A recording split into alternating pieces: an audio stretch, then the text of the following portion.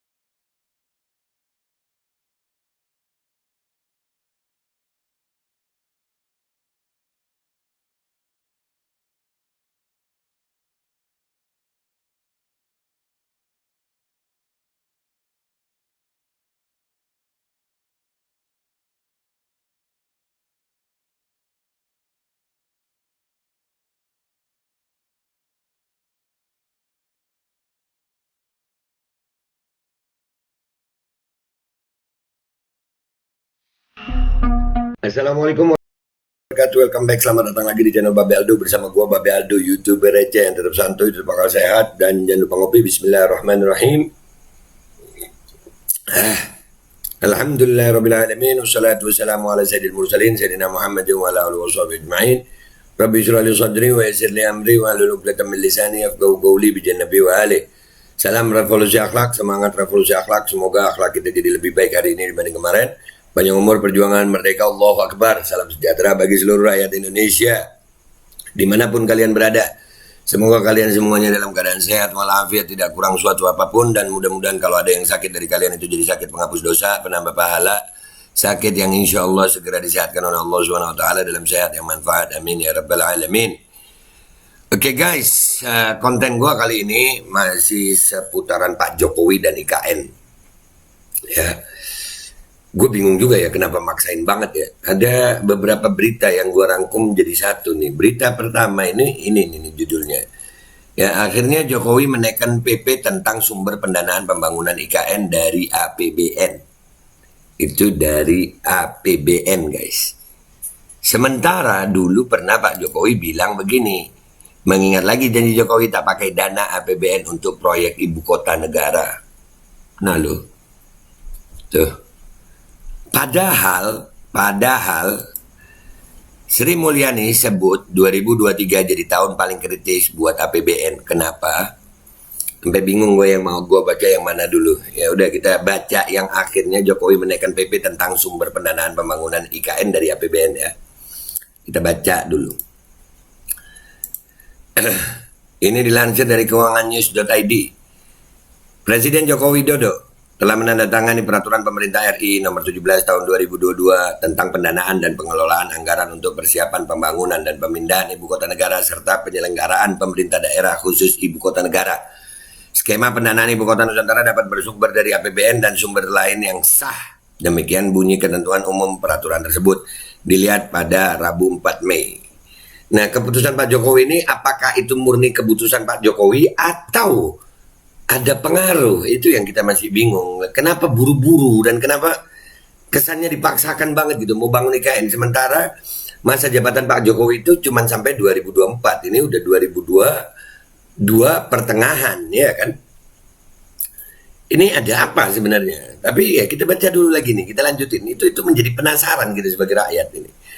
Sumber lain selain APBN berupa pemanfaatan barang milik negara BUMN dan atau pemanfaatan aset dalam pengusahaan ADP Otoritas Ibu Kota Nusantara, penggunaan skema kerjasama pemerintah dan badan usaha KPBU. Nah, swasta lagi, oligarki lagi, ngopi lagi kita.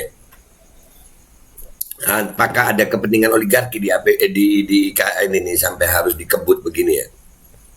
Komentar yang baik, menurut kalian apakah ada kepentingan oligarki di sini kok sampai harus ngebut begini?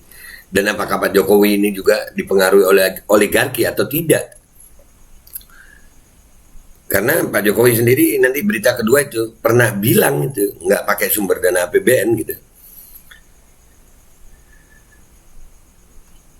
Dan keikutsertaan pihak lain termasuk penguasa penugasan badan usaha yang sebagian atau seluruh modalnya dimiliki negara, penguatan peran badan hukum milik negara, dan pembiayaan kreatif financing demikian.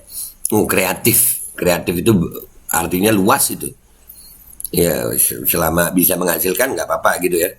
PP nomor 17 tahun 2022 tersebut ditandatangani Presiden Jokowi pada 18 April 2022. Selain itu, skema pendanaan dapat berasal dari sumber lain yang sah sesuai dengan ketentuan peraturan perundang-undangan.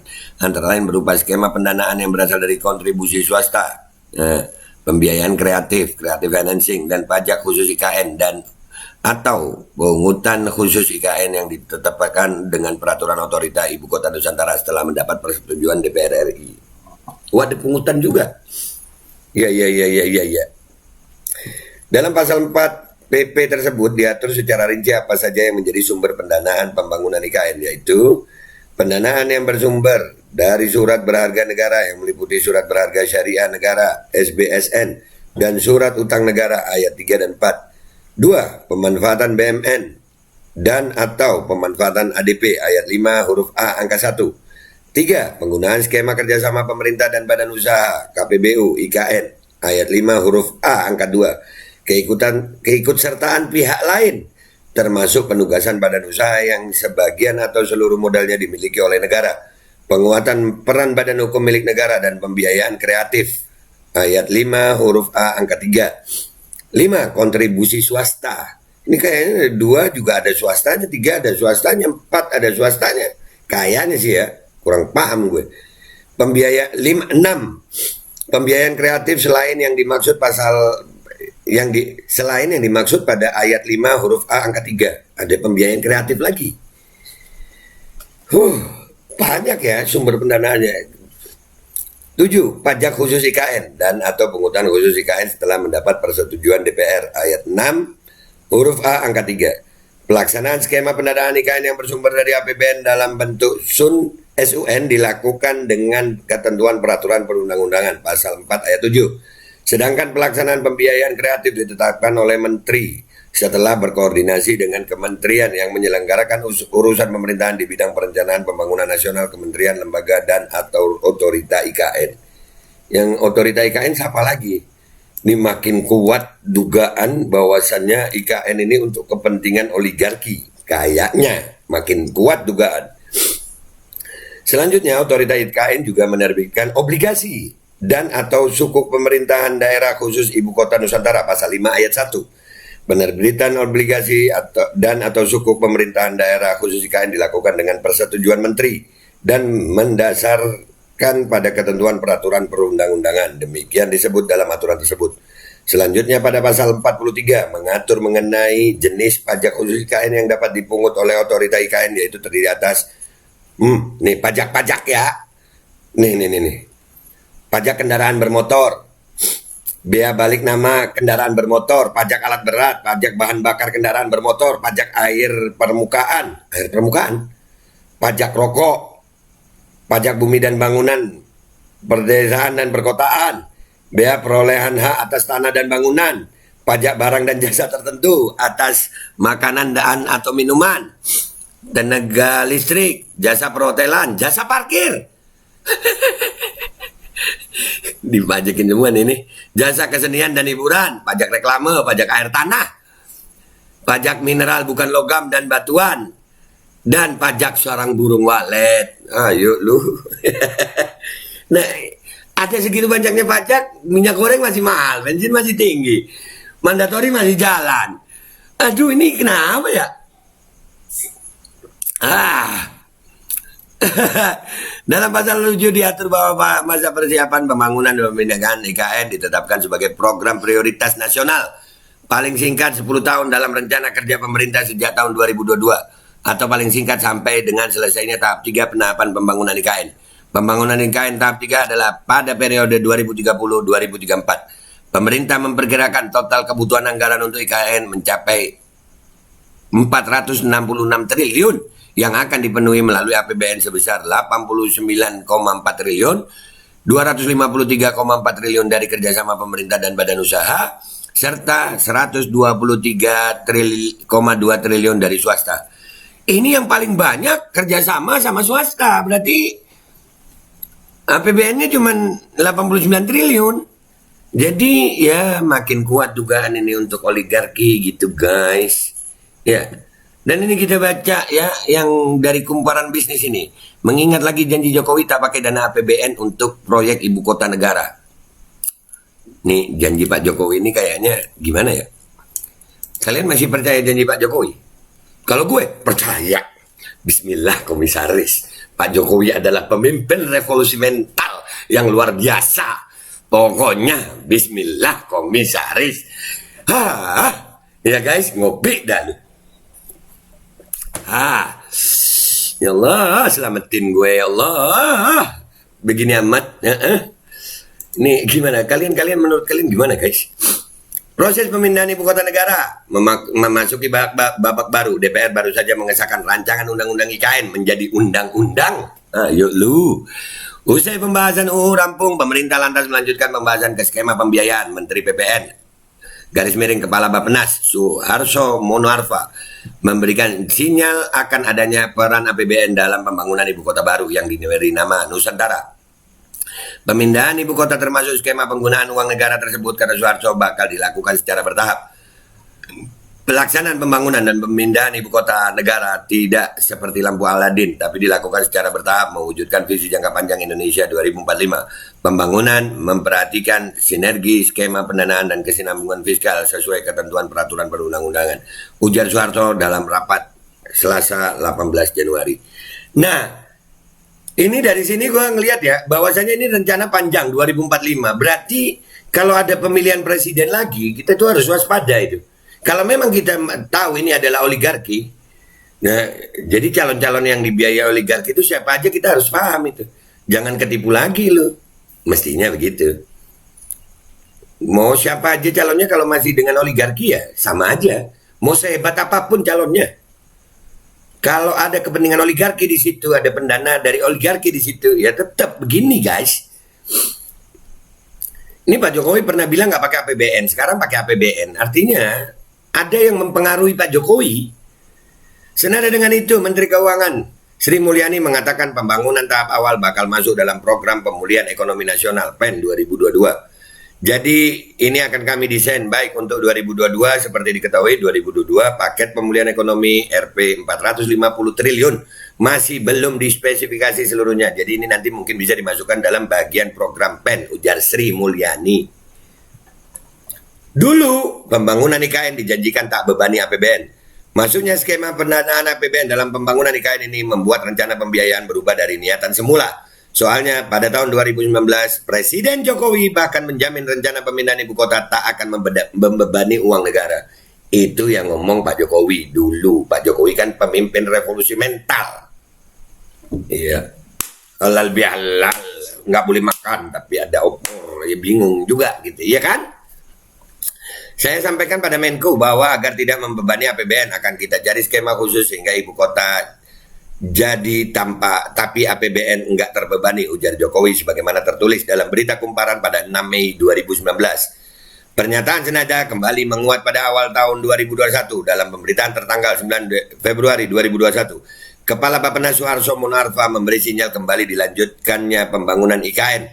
Bila berjalan sesuai rencana, kata Suharso, tahap awal pemindahan ibu kota ini bakal dimulai dari pembangunan sarana perumahan dan perkantoran. Terkait hal ini, dia memberi sinyal bahwa pemerintah berencana memberikan mandat kepada swasta untuk mengerjakan. Swasta? Oligarki nggak swasta itu? Rakyat kemana? Iya dah. Tujuannya tak lain supaya tak membebani APBN yang saat ini dimaksimalkan untuk penanganan COVID-19 dan pemulihan ekonomi nasional. Masa? Copet itu mestinya udah selesai aja, stok mandatori selesai, nggak ada lagi pendanaan. Bappenas telah mencoba menghitung ini. Pertama, bagaimana tidak mengganggu APBN, kita ingin memberikan kesempatan seluas-luasnya kepada swasta. Dengan demikian ekonomi bergerak dan kesempatan kerja terbentuk, pungkas Suharso. Tapi itu dulu. Padahal Sri Mulyani juga di berita tanggal 27 Januari mengatakan Sri Mulyani sebut 2023 jadi tahun paling kritis buat APBN. Kenapa? Utang numpuk, bayar utang udah jatuh tempo, bayar bunga utang jatuh tempo. Itu kemarin kalau nggak salah 400 triliun juga kurang lebih dananya untuk bayar utang, tapi dipaksain untuk IKN. Ini apa? Ini negara mau dibawa kemana? Menteri Keuangan Sri Mulyani Indrawati menilai 2023 akan jadi masa paling kritis bagi anggaran pendapatan dan belanja negara APBN. Pasalnya di tahun itu kebijakan surat keputusan bersama SKB 3 akan kadaluarsa. Habisnya periode kebijakan SKB 3 membuat Bank Indonesia tidak akan lagi membeli surat berharga negara SBN untuk membantu pendanaan COVID-19 di APBN tahun ini menjadi yang terakhir. Nah, dananya udah mau habis, jadi ya udah coba dari kemarin diusut gitu. Kenapa KPK ini kemana sih? Pejabat banyak yang tambah kaya loh Pak. KPK kemana itu? Sebetulnya fokus kita tidak hanya di 2022, saat ini kami di Kementerian Keuangan mulai menyusun untuk 2023, which is ini adalah the most critical time. Karena pada 2023 SKB kami expired. Pak Peri, Gubernur BI sudah tidak lagi menjadi penjaga kami, ujar Sri Mulyani dalam rapat kerja dengan Komisi 11 DPR RI Kamis 27 Januari. Nah kalau sudah begitu, udahlah ini berita Allah. Beritanya begini amat gitu. Jadi mau dibawa kemana nih negara? Yang satu bilang begini, menterinya bilang lagi kritis, terus mandatory masih terus, sekarang sudah ada hepatitis, terus aduh, udahlah ini negara mau kemana sih? Ada apa ini negara kaya tapi begini amat nasibnya? Coba mikir pakai akal sehat itu ya. Kalau udah nggak sanggup, lambaikan bendera putih udah. Masih banyak orang Indonesia yang punya jiwa nasionalis yang cinta sama rakyat Indonesia gitu. Ngapain kita maksa-maksa IKN? IKN ini untuk kepentingan siapa? Padahal anggaran kita lagi kritis. Maksain banget IKN tapi kita lagi kritis. Bingung gue. Dah gitu aja ya konten gue. Komentar yang baik di bawah. Share kalau kalian rasa ini manfaat. Mudah-mudahan ini jadi manfaat buat rakyat Indonesia dan kita tetap akan bersuara kritis kepada siapapun pejabatnya. Ya, nah ini buat yang mendukung 2024 nggak ada yang berani ngomong apa. Masing-masing cuman cari amannya. Calon pemimpin kok cari aman, bingung gue. Iya, kalau cari aman jangan jadi. Apakah pemimpin Indonesia sekarang ini calonnya semuanya yang cari aman aja? Dah, gitu aja dari gue ya. Gue minta maaf kalau ada salah. Sampai ketemu di konten-konten gue berikutnya. Gue Babe Aldo. Mohon diri. Wabillahi taufiq wal hidayah. Wassalamualaikum warahmatullahi wabarakatuh. Bingung nggak sih lu guys? IKN dipaksain, anggarannya begitu, oligarki kayaknya semuanya. Dan APBN-nya lagi kritis. Apa sih ya?